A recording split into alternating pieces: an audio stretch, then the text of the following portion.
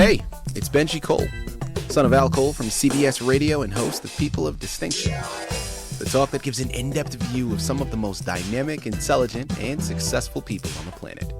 Run to our website, peopleofdistinction.org for more info, or you can always email me directly at benji@alcoleenterprises.com. And on the line with us today, we have Peter J. Bylsma. We'll be discussing his fantastic book, The Short Bible, a chronological summary of the Old and New Testaments, available for purchase through Amazon, barnesandnoble.com. But if you guys want to gather everything that Peter has to offer, do yourself a favor and head directly to his personal site, shortbible.com. There, not only will you find more information on Peter himself, you'll find more information on this wonderful book, The Short Bible, as well as find hyperlinks set up to take you to the purchasing page. So one more time, that's shortbible.com. You know, guys, and I will say that Peter was brought to our network, People of Distinction, today by some of the best movers in the business, Author Reputation Press Publishing. So if you have a book that you'd like moved, make sure you're doing yourself a favor and you're contacting ARP. You can find out more information on them at authorreputationpress.com. So without further ado, I'm going to sit back just like all of you. We're going to sit back, we're going to strap in, and we're going to get ready for a fantastic education because Peter is going to take us back to church. I love it. Peter, first and foremost, welcome to People of Distinction, and thank you so much for being a guest. How are you today, man? I'm doing great. Thanks, Benji, for having me. Wonderful, wonderful. Well, listen, the pleasure is all ours. We're absolutely looking forward to this. I am an avid reader. A lot of my audience members are as well, but also not only avid reader, but always looking to expand my horizons and learn, right? Education is fantastic, and you never cease to become educated. And the moment you do is a scary time. So we're looking to take advantage of this, Peter. Now, I know we have so much information to cover. But before we go into the book, let's hold off slightly. Start by telling our listening audience a little bit more about yourself and your background, Peter. Yeah, I consider myself a world citizen. I've lived in 7 states and 4 other countries. I've been studying the Bible for about 50 years or so.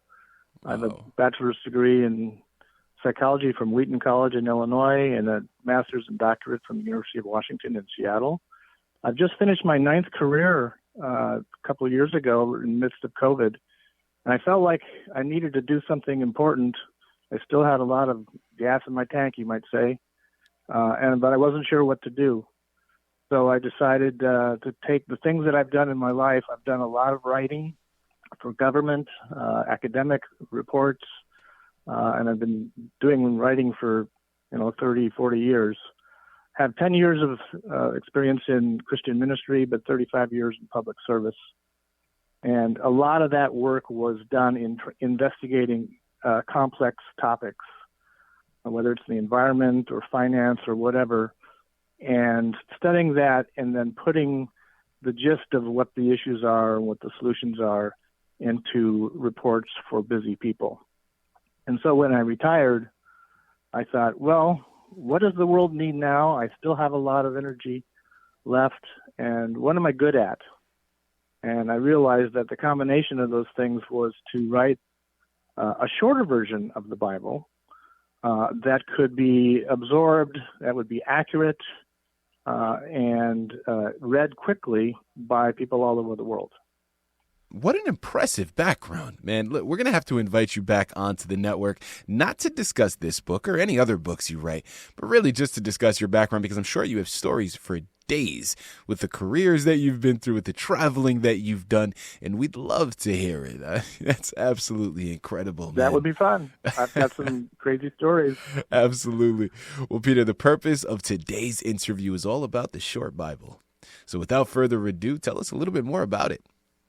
Yeah, so I realized that the Bible is really long. I like to make puzzles, but I don't like them to be more than 500 pieces. Well, the Bible is like a 5,000-piece puzzle, and you don't have the picture on the box to kind of guide you.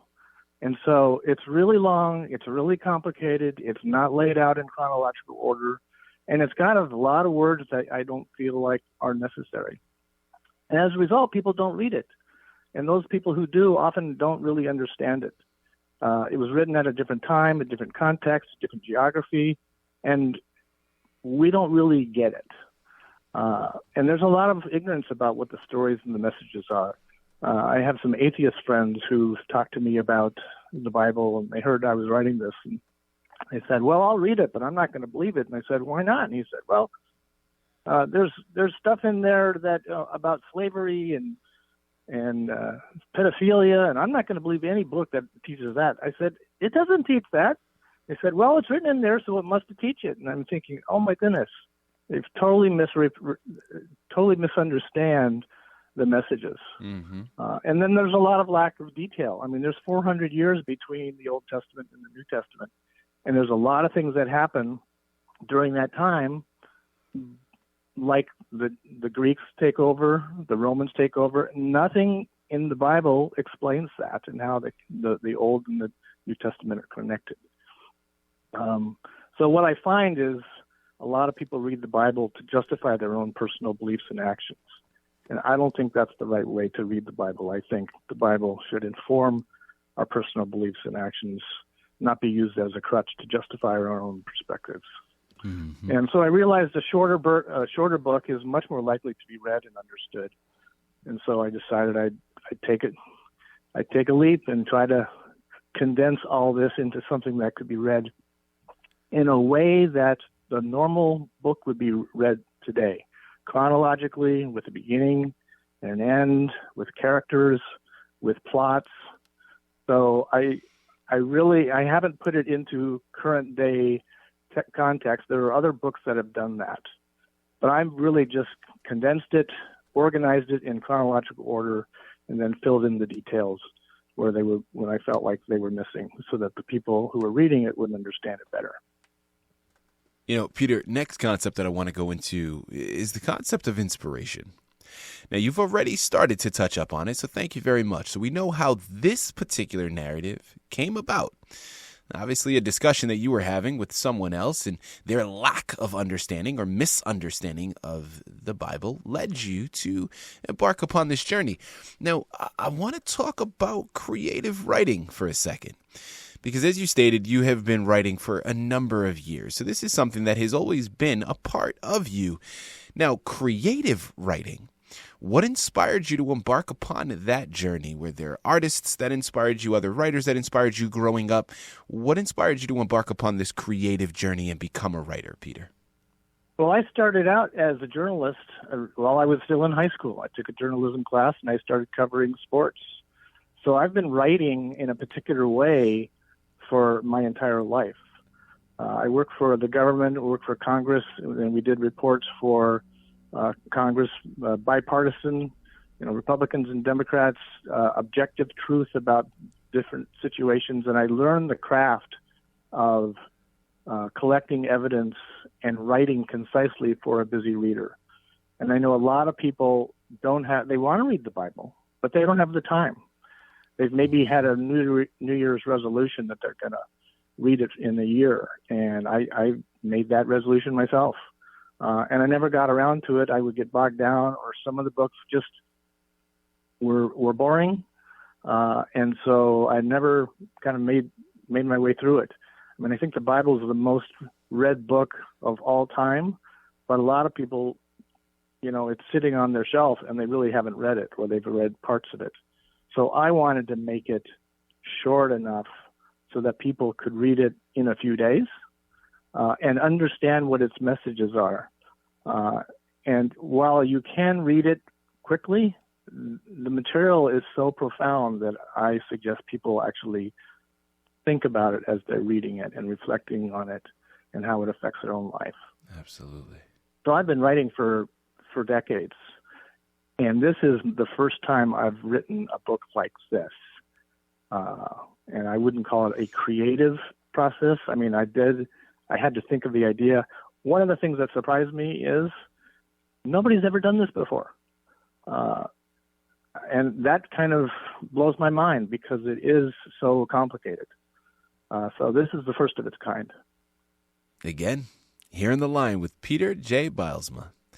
We're discussing his fantastic book, The Short Bible, a chronological summary of the Old and New Testaments, available for purchase through Amazon, BarnesandNoble.com, or directly through his personal site, shortbible.com. Peter, next question that I'd love to go into, in addition to your own personal experience within religion and in ministry, what type of research did you do in preparation for this book? Well, I've been reading hundreds of books about the Bible for, the last 50 years. I went to Wheaton College and we had classes on the Old Testament, the New Testament, Judaism, the literature of the Bible. So that kind of started my research, and I've been studying it and listening to thousands of sermons, and I've kind of absorbed it over the last 50 years. It's probably the only piece of literature that I'm really good at. I'm more of a nonfiction writer, or a nonfiction person. I don't have the patience to read through a long book, but this one is one that I've gotten to know very well. Both my parents were in ministry for their entire life, both in the U.S. and around the world. So I've learned so much from them, and being around them, and being at my father. He just passed away, but he was still doing ministry when he was 90 years old, just a few years ago. Wow. So I've benefited from great role models, great teachers, great classes, great books.